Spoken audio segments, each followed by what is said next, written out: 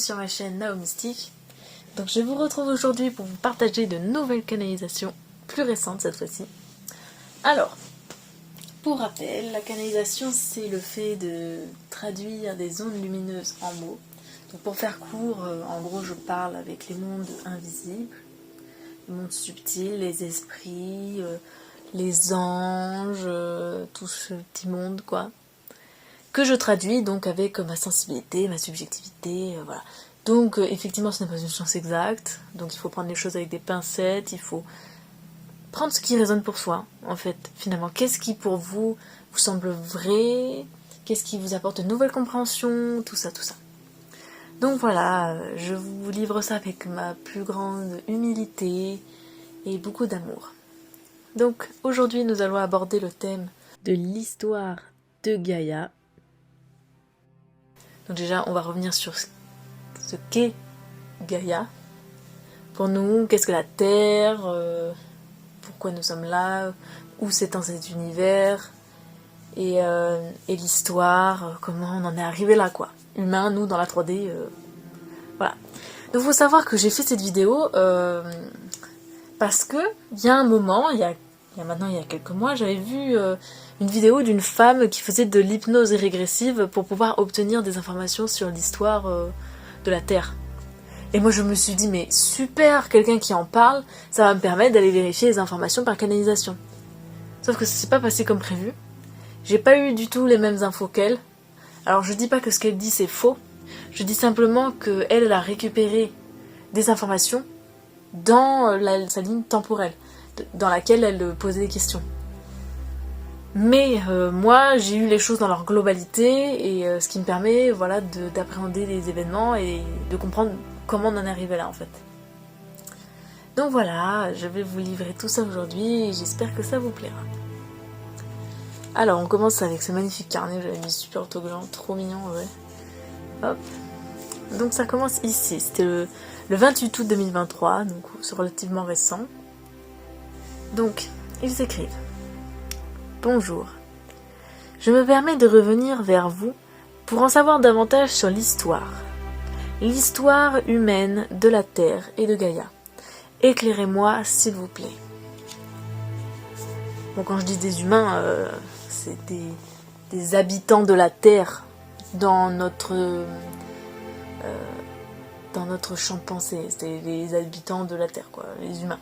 Donc, ils écrivent: Bonjour, c'est moi Métatron. Moi, ton fidèle enseignant. Je descends vers toi, rempli d'amour et de réconfort de te retrouver aujourd'hui. Je suis heureux de te donner des réponses. Mais avant, je tiens à rappeler que tu perçois la vérité. Simplement, l'exercice demande suffisamment de courage et de lâcher prise pour déconstruire et entendre ce que les autres n'ont pas entendu. Car, comme tu le dis toi-même, on s'en fiche de ce que les autres pensent. Alors libère-toi de la peur, car l'histoire est complexe. Donc en fait, il me disait ça, c'est parce que moi je venais demander de l'histoire avec des a priori. Donc il me disait de lâcher prise sur mes a priori pour pouvoir avoir une autre version d'histoire. C'est pour ça que le démarrage est un peu compliqué pour les canalisations là. J'étais un peu en côte, mais ça va. Donc pour rappel, Métatron c'est un archange recteur avec lequel je parle beaucoup. Donc un de mes enseignants principaux. Voilà, de toute façon, même si vous renseignez sur lui sur internet, vous aurez sûrement plus d'infos. Donc voilà, ça reste quand même lié à une religion assez chrétienne et tout, mais au final, ce qui compte, c'est l'énergie à laquelle on se connecte. Donc ils s'écrivent. Commençons par le début, s'il vous plaît. Ils disent: Bonjour, c'est moi Métatron. Je descends vers toi aujourd'hui pour t'apprendre à voir. À voir, c'est-à-dire à sortir de l'illusion. Tout d'abord, vous les humains, vous vivez sur Gaïa, qui est un espace de vie sur laquelle des créations de Dieu expérimentent et apprennent à corriger leurs imperfections pour devenir l'égal de Dieu. L'égal de Dieu, ça veut dire retrouver sa divinité en soi. C'est ça que ça veut dire, l'égal de Dieu. Cet espace de vie est descendu en vibration petit à petit afin de permettre à la forme. Donc c'est-à-dire pouvoir permettre le monde matériel. C'est ça la forme. Les êtres ont donc réussi à obtenir par ce biais un corps physique. Donc voilà, l'incarnation. Cet espace de vie est très grand et s'étale dans plusieurs dimensions en fonction des mouvements de fréquences vibratoires de l'univers, changeant alors sa forme et la forme et le niveau énergétique des personnes qui y séjournent. Reprenons le schéma suivant. Donc là en fait il m'a fait, je sais pas si vous avez vu les messages précédents sur que j'avais fait, c'était comment il s'appelait déjà la vidéo, comment l'organisation de la matière, voilà, sur cette vidéo là, où en fait j'explique que de manière énergétique l'univers a cette forme. Ce sont en fait une forme de fleurs avec des bras galactiques qui se replient les uns sur les autres. Pour même faire des fleurs, et à l'intérieur on a un tunnel, ouais c'est un passage vers le monde de Nacre, donc qui est pour eux le monde des esprits. Donc elle m'avait repris ce schéma pour que qu'on comprenne en fait. C'est votre galaxie, selon vous, les humains. Afin de faciliter votre compréhension, nous dirons que Gaïa est assez grande pour recouvrir un bras galactique. Donc Gaïa, c'est un espace de vie assez grand pour recouvrir un bras galactique. Ok ?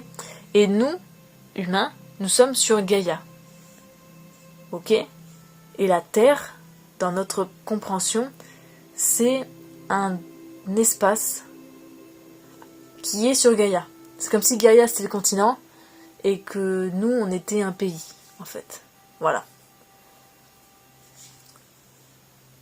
Mais en réalité il y a 33 bras galactiques similaires à Gaïa qui abritent la vie et sur lesquels des vies ont la capacité de voyager.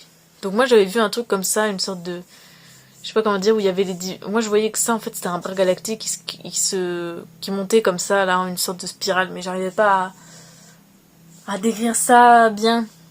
Et après j'ai vu aussi cette forme, pareil là c'est les sphères qui sont creuses à l'intérieur et qui font une sorte de cercle comme ça, mais je sais pas comment expliquer, ça ressemble un peu au pôle magnétique, je crois que ça s'appelle une sphère de Thomson, un truc comme ça, mais je suis pas sûre, j'arrive pas à trouver le nom.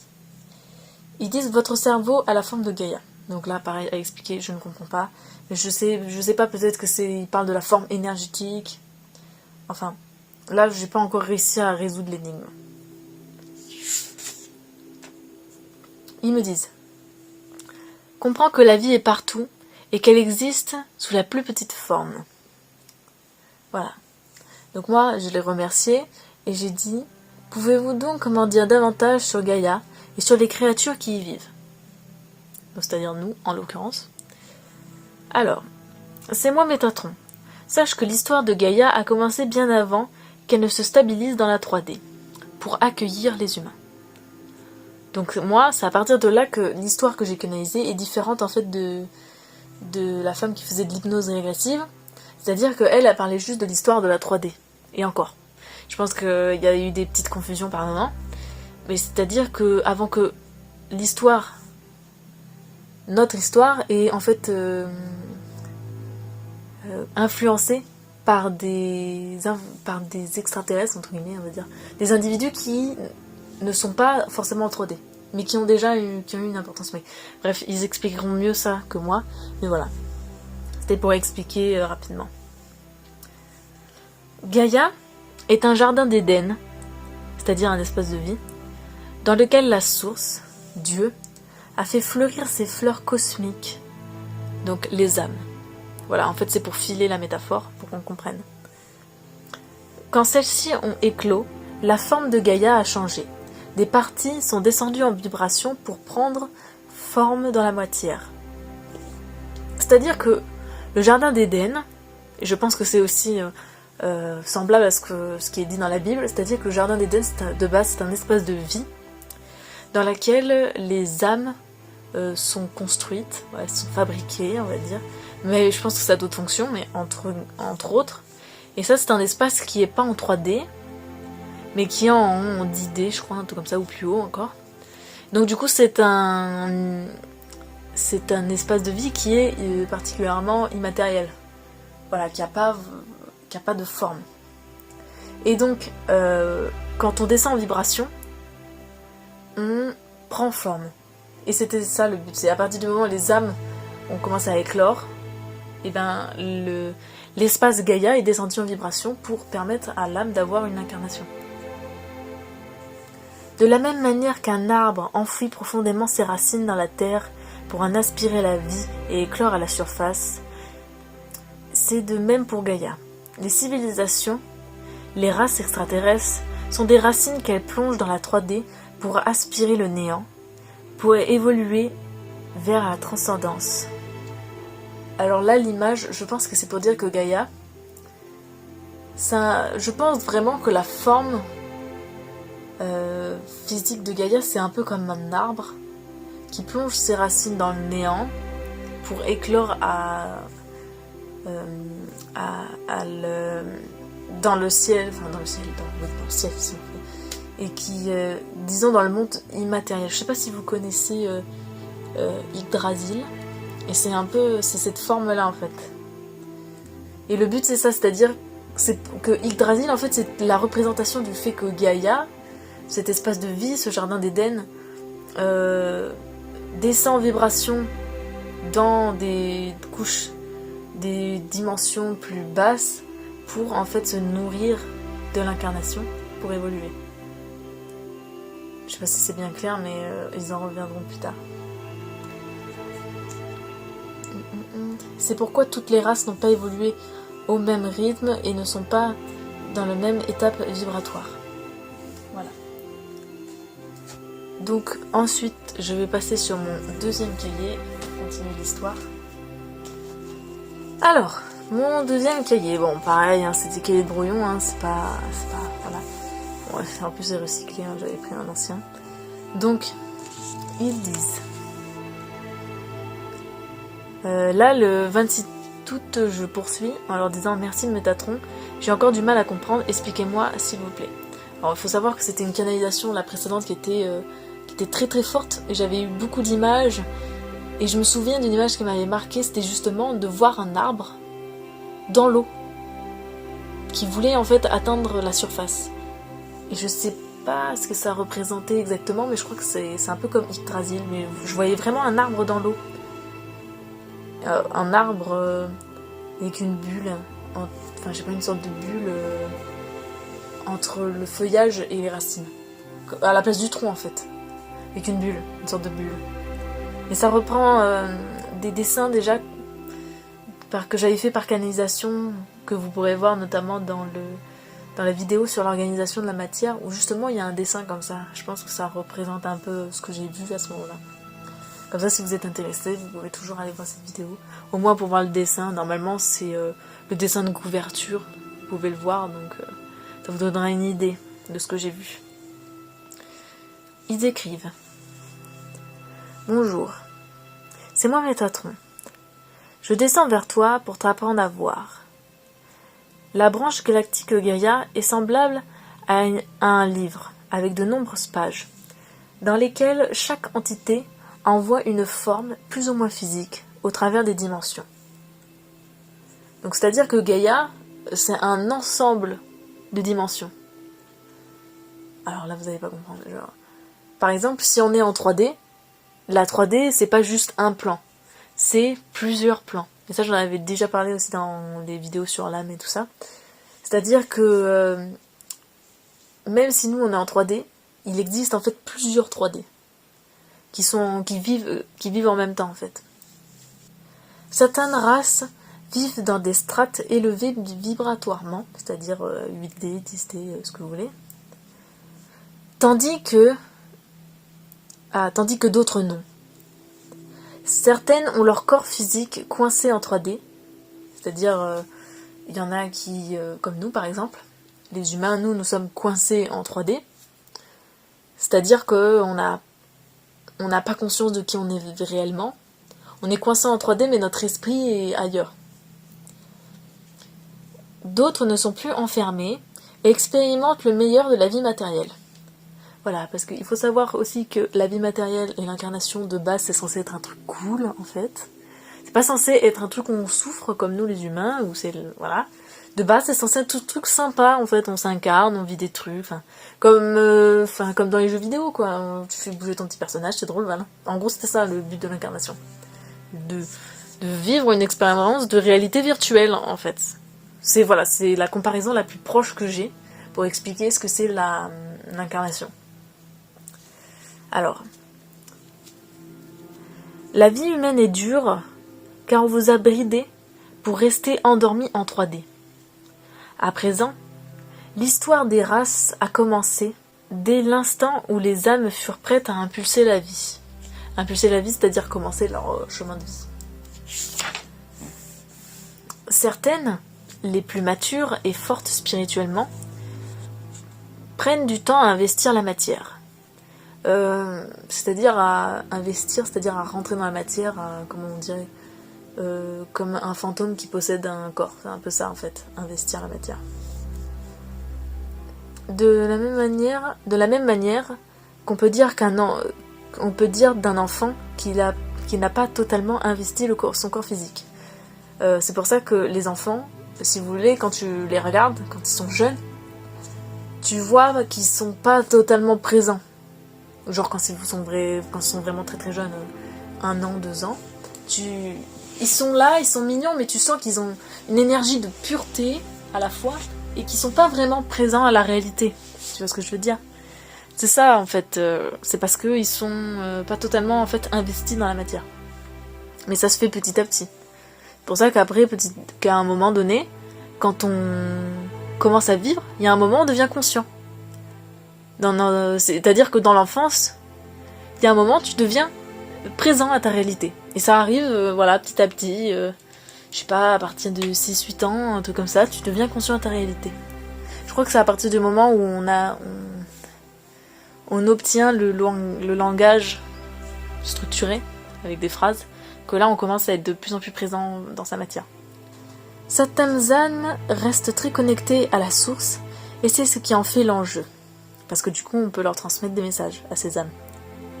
Ainsi, l'histoire s'étale sur plusieurs dimensions, espace-temps, et il est difficile de penser, pour vous, les humains, de saisir l'entièreté sans procéder à des filtres. Au lieu de te conter toute l'histoire des races, sache que certaines ont des influences matérielles, et d'autres, bien qu'encore éthériques, ont également impacté l'histoire. Donc c'est ce que j'essayais de vous dire, c'est-à-dire il peut pas me donner une histoire, genre en moins 2500, il y avait les Atlantes, en moins 2005, il y avait les Géants, parce que l'histoire est plus complexe que ça, parce qu'elle s'étale en fait dans plusieurs dimensions. C'est-à-dire que nous, l'état actuel dans lequel on est influencé à la fois par ce qui se passe dans notre vie matérielle 3D, et aussi par des plans supérieurs qui ont vraiment influencé notre histoire et notre développement. Et donc on peut pas dire, c'est-à-dire on pourrait... Pour faire schématique, l'histoire, ce serait plutôt... il s'est passé ça en 3D, donc on est arrivé en 4D. Il s'est passé ici en 5D, donc du coup on est allé en 6D. C'est plutôt ça, en fait, pour dire vrai. Mais de toute façon, eux, ils vont vous le dire. Ainsi, parlons plutôt d'espace-temps dans lequel vous, les humains, êtes arrivés. Votre race a été créée par des êtres éthériques pour expérimenter une nouvelle forme d'amour.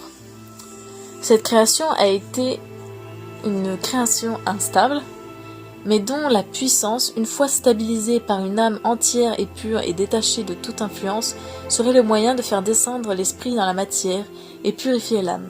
Voilà, c'est ça le but du génome humain et de l'incarnation en général. Cette création a été impulsée dans l'esprit de races issues d'un plan plus matériel pour concevoir, selon leur choix, leur génie et ce que la source avait envoyé. Mais imparfaite, cette race a des failles et le mal s'en empare très vite. Donc ce qu'il dit dans ce dernier paragraphe, c'est que il y a des êtres éthériques, c'est-à-dire de plans supérieurs, donc qui sont pas matériels, qui ont en gros fait le design de l'être humain, on va dire ça comme ça, qui ont eu l'idée. C'est comme nous, par exemple, on a les managers et après on a les exécutifs. Là, c'est un peu pareil. Eux, leurs managers, ils ont créé, ils ont porté le projet humain, ils ont fait le design et tout, ils ont pensé l'idée. Ensuite, ils ont envoyé ce design d'être humain à des exécutifs, donc sur des plans plus matériels, pour créer l'humain. Sauf que quand la source à envoyer l'idée humain à ces extraterrestres plus matériels, elle leur laisse le choix de la construire ou non, cette race. Et elle laisse ces êtres le faire selon leurs possibilités, selon leur génie, selon leur personnalité. Un peu comme ce qu'on vit aujourd'hui, c'est-à-dire que la source aimerait qu'on s'éveille, mais elle nous laisse le faire selon notre sensibilité et tout ça. On va pas s'éveiller aux mêmes choses, ce sera pas la même chose, les mêmes choses qui vont compter pour nous et qui vont nous transformer. Et bien là, c'est un peu la même chose. La source se mouvoie et influence la création, en lui laissant le choix d'évoluer ou non. L'espace dans lequel la race humaine a été implantée plus tard était d'abord un espace en haute vibration, dans lequel des êtres titanesques, mi-forme, mi-esprit évoluaient. Ces forgerons à la peau de feu cosmique et poussière d'étoiles entendirent l'appel de la source et forgèrent la vie dans cet environnement instable, et de leur corps tout entier ils se sacrifièrent pour ériger vos montagnes, vos continents, et leur sang furent votre eau.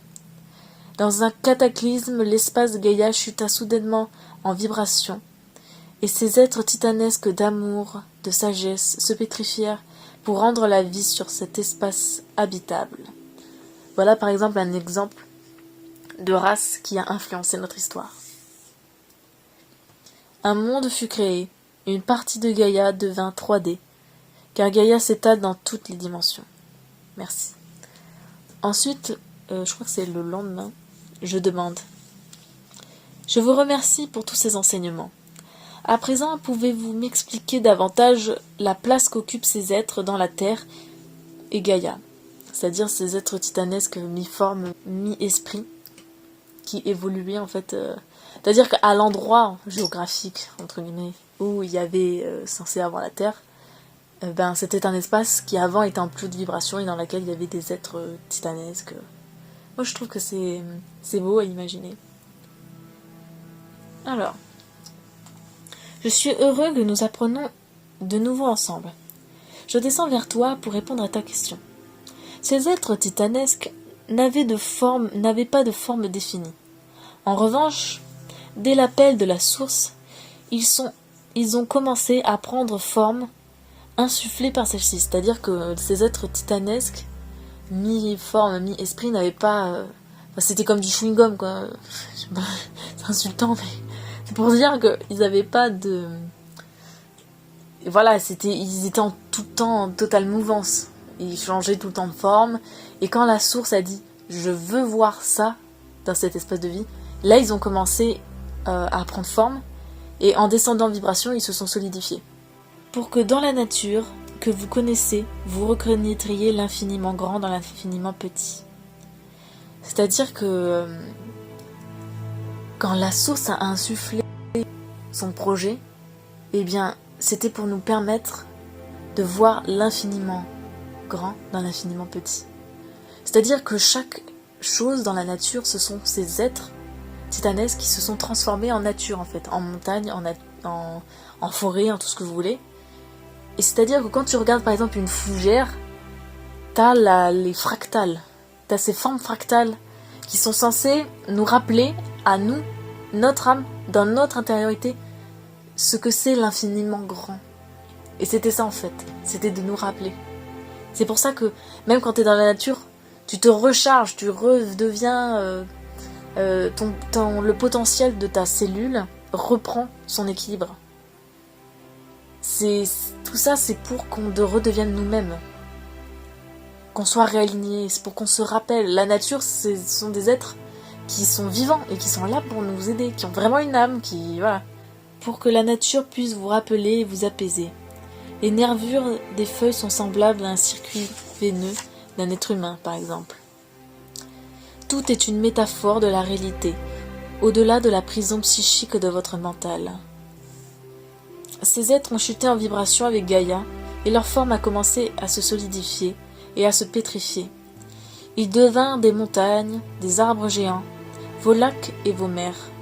Ils vivent encore dans l'esprit, et leur corps nature continue de battre et est là pour purifier l'air que vous respirez.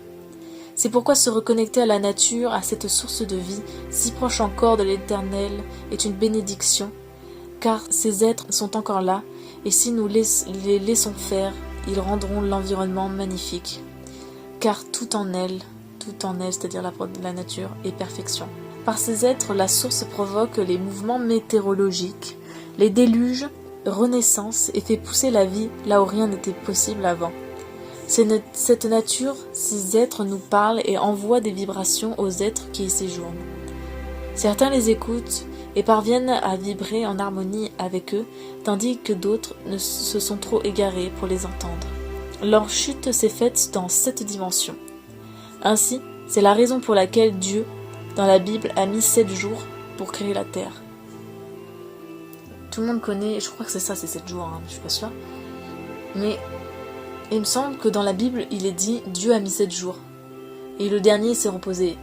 Et c'est pour dire que l'espace Gaïa a chuté de 7 dimensions. Et pour arriver à la 3D.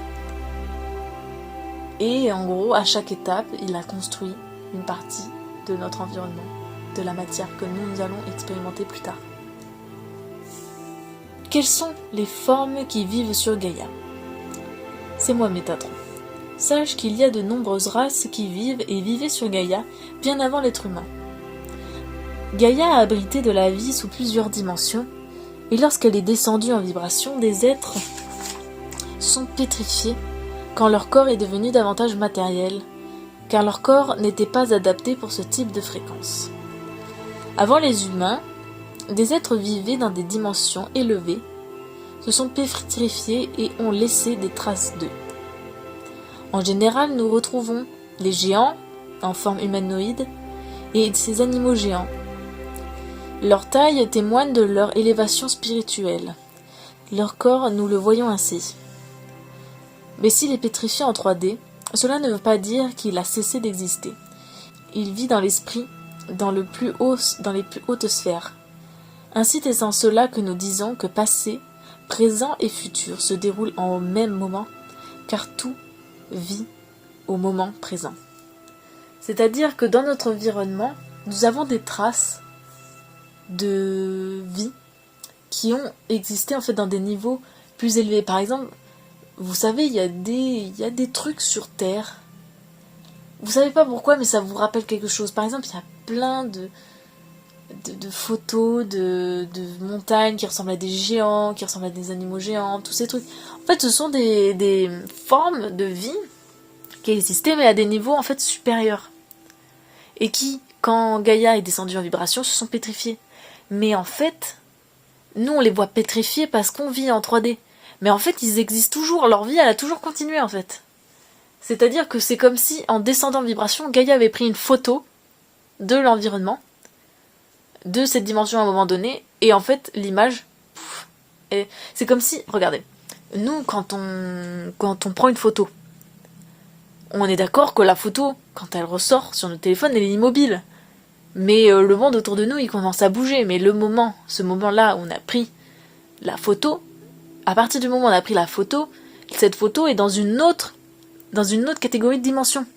Elle est passée en 2D, alors que nous, on vit en 3D. Vous voyez ? C'est exactement ça, en fait. Et c'est pour ça que tout vit en même temps. C'est-à-dire que du point de vue de la photo, on est immobile, mais nous, de notre point de vue 3D, on est toujours en mouvement. Notre vie, elle s'est jamais arrêtée. En fait, c'est exactement ça. Voilà, j'espère que j'ai été bien claire, mais là, je trouve que j'ai fait vraiment une bonne explication. Voilà. J'espère que vous allez être fiers de moi. Dans ce cas, comment pouvoir donner des dates si tout existe en même temps ? Bonjour, c'est moi Métatron. C'est justement ce que j'essaie de déconstruire chez toi. L'histoire des titans ou des géants ne s'est jamais arrêtée sur Terre ou sur Gaïa. Simplement, elle continue ailleurs.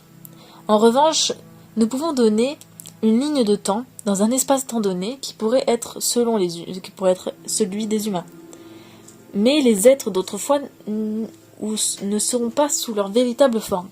Seuls les êtres sur la même fréquence vibratoire, sur le même espace-temps, seront du coup dans l'histoire. D'autant plus que certaines races et personnes ont compris que pour voyager dans les vibrations, il faut utiliser des corps spécifiques, astral, lumineux, physique, etc. Pour ce qui est de l'astral, nous en reviendrons plus tard. Donc en fait, ce qu'ils disent, c'est que je peux pas avoir une histoire avec des dates données, genre de 1700 à 1800 machin, il y avait... Non, en fait, c'est faux. C'est-à-dire que tout a lieu en même temps. Et tout influence tout en même temps. Et il dit même à la fin, pour me faire rendre compte à quel point c'est stupide, entre guillemets, de vouloir d'avoir une chronologie des choses, il me dit, il y a des êtres qui peuvent, comme nous, changer de dimension en changeant de corps. C'est-à-dire que, par exemple, les personnes qui font une sortie de corps, elles n'utilisent pas leur corps physique. Leur corps physique, il est allongé dans leur lit, par exemple. Mais elles utilisent, par exemple, leur corps astral ou leur corps lumineux pour aller communiquer avec d'autres esprits. Voilà, en fait, c'est ça. C'est-à-dire que moi, quand je canalise, mon corps physique, il est en limite, il est léthargique, quoi, il est presque inactif. Par contre, mon corps lumineux, il est actif parce qu'il est en train de traduire. Et c'est ça qui est difficile, c'est à la fois être dans son corps physique et en dehors du corps physique pour pouvoir capter des informations. Et en fait, c'est ça. Alors, je me suis renseignée sur les différents corps éthériques qu'il existe et voilà ce que j'ai trouvé. Donc ça c'est très simple, je vais aller voir sur internet ce qu'il y avait. Voilà. Donc j'ai vu qu'il y avait le corps physique, le corps éthérique, le corps affectif, le corps mental, le corps causal, le corps bouddhique et enfin le corps divin, spirituel. Donc j'avais fait un petit dessin, voilà, je suis très fière de moi, il est très beau. Et donc ils disent: pouvons-nous poursuivre nos enseignements sur l'histoire de Gaïa, s'il vous plaît? Donc il me dit: c'est moi Métatron. Je descends vers toi pour répondre à tes questions. Tout d'abord, l'explication que tu nous as fournie est suffisante afin de procéder à mon explication. Tout d'abord, l'histoire de Gaïa s'est établie dans plusieurs dimensions dans lesquelles des créatures ont vécu, et lorsque Gaïa a chuté en vibration, ils ont continué à vivre énergétiquement et leur corps s'est pétrifié et s'est ajouté au paysage de Gaïa. Ainsi, vos montagnes, mers et continents sont des fossiles de temps anciens venant d'autres civilisations, n'existant pas dans la 3D. Cela concerne aussi certains monuments et bâtiments immenses et majestueux. C'est-à-dire par exemple tous les temples antiques, même les architectures incroyables qu'on ne sait pas comment, comment c'est là. Eh bien, laissez-moi vous dire qu'en fait c'était d'autres dimensions.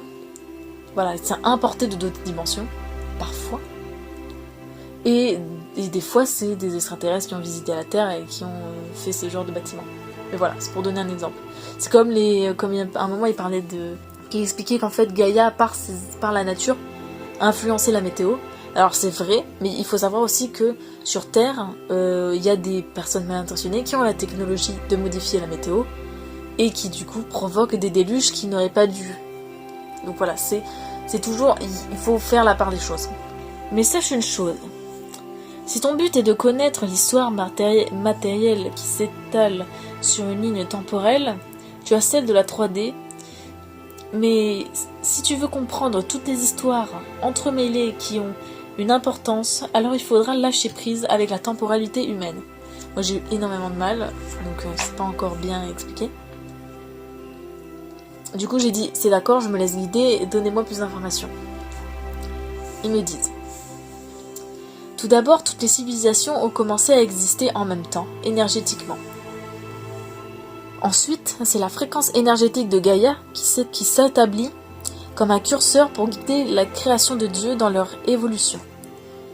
Alors, moi j'avais cette image, vous savez, je sais pas, par exemple, ceux qui créent de la musique, vous savez, ils ont plusieurs bandes audio qui sont comme ça les unes en dessous des autres, et en fait, t'as le curseur qui passe et qui fait que telle bande ou telle bande va s'allumer. Mais en fait, Gaïa, c'est ce curseur, et les différentes races, ce sont les différentes bandes. Et en fait, Gaïa, en passant comme ça, elle dit telle race va s'allumer, telle race va s'allumer, telle race va s'allumer, telle race va s'allumer. Et c'est comme ça que moi je l'ai visualisé en tout cas. Toutes les bandes audio d'une chanson sont déjà écrites. Mais on pourrait dire que toutes les partitions d'un opéra sont déjà écrites. Avant l'opéra, avant le début de l'opéra. Mais ne sont pas jouées en même temps. Donc ils attendent que l'aiguille les désigne pour jouer leur mélodie. Ensuite, il est de la responsabilité de chaque créature de choisir si elle poursuit le rythme, initié ou non. Ainsi, à partir d'ici, nous pouvons dire que des races ont commencé à faire vibrer leur symphonie avant d'autres, afin que tu puisses accepter dans ton entendement nos propos. Nous pouvons dire qu'il y a un ordre dans l'émergence matérielle et l'influence des races vers la future 3D, même si tout était déjà là en même temps. Ainsi, l'histoire a déjà commencé avant même que le verbe soit ancré. C'est-à-dire que c'est-à-dire que notre pensée est déjà là, elle existe avant même qu'elle sorte de notre bouche. De même qu'une pensée s'exprime d'abord dans l'esprit avant de s'exprimer physiquement, c'est de la même chose pour l'histoire des différentes races. Donc j'ai dit, pouvez-vous alors m'exprimer l'histoire du point de vue de Gaïa et des changements énergétiques induits. C'est-à-dire que dans ce qu'il nous a expliqué là, ça nous permet d'avoir une chronologie, mais c'est comme si chaque bande, chaque instrument continue sa mélodie, mais dans différentes dimensions. Gaïa fut d'abord établie en 10D pour simplifier les choses. Ici, elle était le jardin d'Éden de l'esprit lumineux, divin, spirituel, représenté par les 7 corps énergétiques humains. Ensuite, elle est tombée d'un étage à la fois. 7 jours pour l'esprit et 7 millénaires pour la 3D. En 9D, des êtres, des dieux et esprits commencèrent à concevoir la matière. Certains qui, par amour, ont trouvé la clé alchimique parfaite pour la descente de l'esprit dans la matière. Donc là, je sais pas, j'ai pas de 8D, je suis passée directement en 7D. En 7D, des êtres mi-forme, mi-esprit titanesques sentirent le souffle de vie, créatrice des êtres penseurs de l'étage supérieur. Leur souffle leur a donné la future forme pour les étages inférieurs.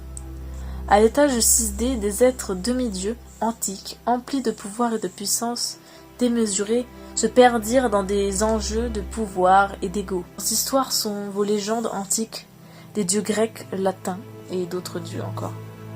En 5D, les premiers êtres conquérants des différentes sphères des géants et des peuples souterrains commencèrent à s'épanouir, mais beaucoup s'égarent car mal avisés du pouvoir de l'amour. Mais c'est aussi dans ces sphères que l'on trouve les races intelligentes qui ont su se développer grandiosement.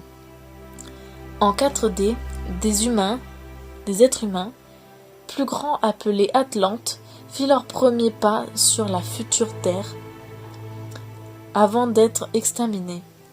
En suivant cette chute en vibration, 7 races humanoïdes, en comptant les Atlantes, se sont succédées en allant petit à petit en 3D. Voilà donc l'histoire un peu brouillonne que j'ai réussi à capter. Donc voilà, ça reste toujours ma parcelle de vérité. Je vous laisse prendre le temps de vous renseigner dessus, de vous imprégner, de la questionner, de la nuancer, tout ce que vous voulez. Moi en tout cas, je vous attends dans les commentaires pour avoir de vos retours et j'espère que ça vous aura plu et que ça vous aura éclairé sur votre chemin. À bientôt et surtout, prenez soin de vous.